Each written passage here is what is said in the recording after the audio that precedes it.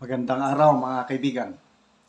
Pag-usapan natin ngayon ang pahayag ng isang sikat na profesor sa US, si Dr. Zachary Abuza. Siya po ay professor sa National War College sa Washington DC, USA. Noong 2005 and 2006, nandito ako sa paaralan na ito. Ang bigger institution is National Defense University. Under ng National Defense University itong National War College. Nag-aral ako dito noong 2005 to 2006. Okay, so mga bigatin, mga talagang cream of the crop itong mga professor sa National Defense University and National War College. Ito, may napakagandang pahayag niya tungkol kay PRRD, yung pag-aresto sa kanya ng ICC.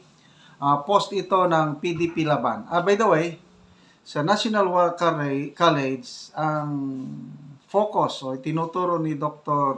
Zachary Abuza is Southeast Asian politics, governance, and security issues. Kaya kabisado na kung anong nangyayari dito sa Pilipinas. Ito, sayin ko Zachary Abuza, a professor at the National War College in Washington, sees former President Rodrigo Roa Duterte becoming a martyr.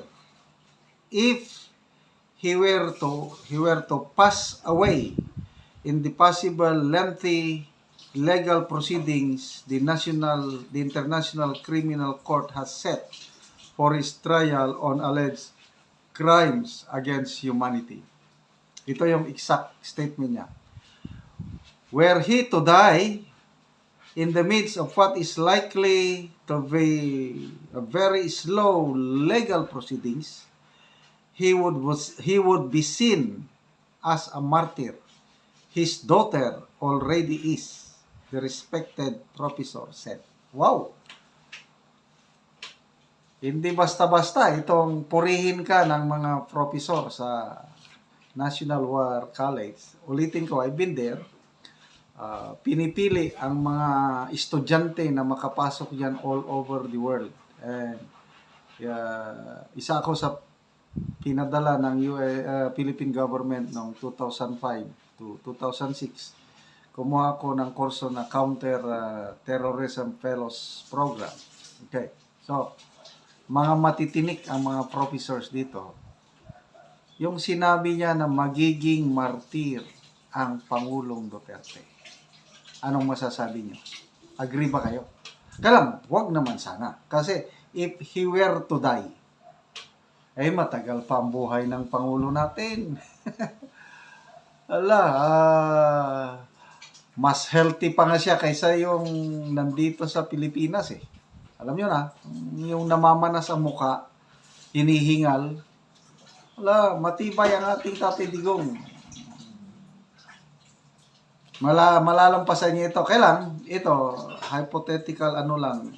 Kasi napakatagal po ang trial.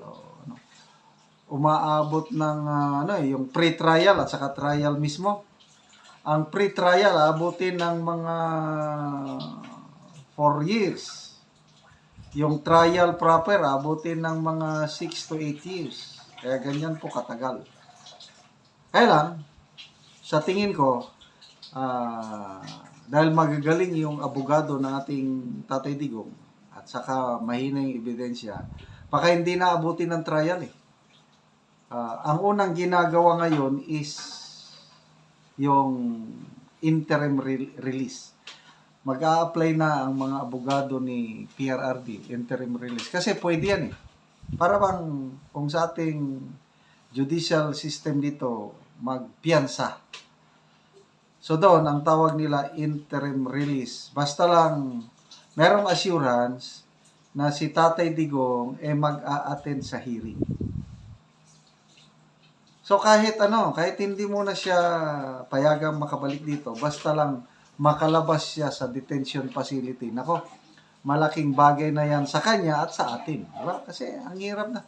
Dapat nag-i-enjoy na lang si Tatay Digong sa ngayon. Alam nyo, ginawa ng gobyernong ito, unbelievable. Okay, so, magbasa tayo sa mga comments, ano?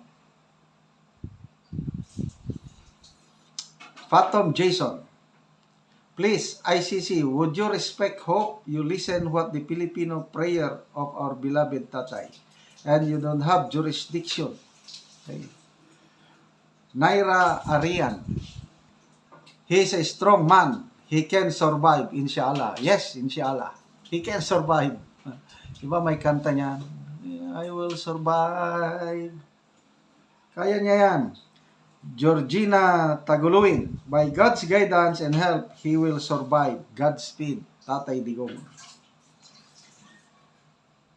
P. Calao Reyes, President Duterte may not be perfect, but during his legacy, he devoted all his time for us Filipinas, and for me, he is one of the best president in the Philippines. Sa akin, hindi lang one of the best, he is the best. Tatlo yung para sa akin na the best presidents, Magsaysay, Marcos Sr., and Tatay Digong.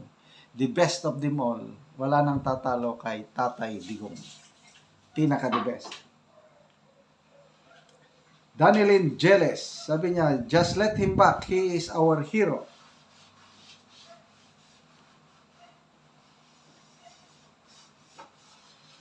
Joy Madrid Sasam, yes, he is martyred for the sake of the Filipino people. He sacrificed his life and he suffered for the sake of his countrymen. Carolina Panaligan, Duterte, Philippines country, that's my heroes, very loving leader. Priscilla Pen, there's truth in that, but praying PRRD can go home to be with family. Hindi lang yung immediate family, kundi tayo. Sana magkaroon na ng interim release. Basic Galyesa Valles, he is loved and cared by millions of Filipinos and law-abiding citizens in the Philippines until now and all over the world. Please bring him home soonest. Yes, he will survive. Makakabalik ang ating Tatay Digong. Just be positive. Mga kaibigan, salamat sa inyong pagtangkilik sa ating channel at nakakatulong kayo ng malaki sa Tribong Talandig dahil ang sweldo natin sa channel na ito is pantulong sa tribo. Namimigay tayo ng libreng yero at pako para ma-repair ang sira-sirang bahay ng Talandig. Sa Bukidnon nito, panoorin nyo ang video na ito. Sir, salamat kayo sa hinabang ni mga sir. Di na matuluan ang mga abuhan. Salamat kay dako, labi na sa Ginoo, sir. Sa Ginoo. Sa imo. Oo. Makaron. Salamat kayo. Salamat kayo, balag layo kayo. Mga ko ang iriya, to pa dito sunahan. Oo. Salamat kayo. So agi pa kag tulay. Sir. Agi pa kag tulay. Pagog tulay. Layo. Pangamua. Salamat kay kayo. Layo pagid kaayo mo ha. To sunahan. To pagid sa unahan pagid kayo. Humuna ni ang natagaan na mugero, layo pang iya ha, magbaklay pa ni siya. O mauban namin sa iya ha, padulong sa iyang balay, kay ang balayan naguba na gid kayo.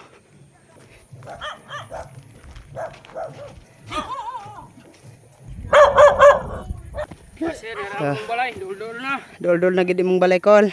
Dul-dul na. O naman na siya. O, abot ragyod. Taliwala sa kalayo, abot ragyod. Abot, hangat, balag hangat, basta na ay na bang. Basta na natabangan ugero. Humuna ni ang balay ni Angkol. O gisandig na gyud. Ang round timber. Oo, mga round timber. So muna ni siya ang iyang balay. Kuba na gid kaayo ang iyero. Nagbibitay na.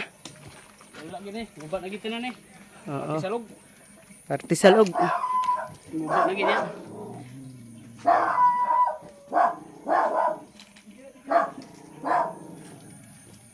So gibutangan na lang kol sa ubos og trapal apan di naman na magsilbi ang trapal kayo. Gisi naman po na. Gisi na pumpod.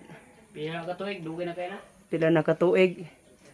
Oo. So karon kol nga matagaan na ka o gero, makaatop na ka karon. Matop ko karon kay nakaabot ng widang yero nga hinabang. Oo, unsa man imong maistorya? Salamat kayo sir sa hinabang nga imong gipa pansa mo Salamat kayo sa Ginoo og sa video. Og sa taong nagtabang ani, labi na sa imo sir. Salamat kayo. O, salamat po kayo, Col.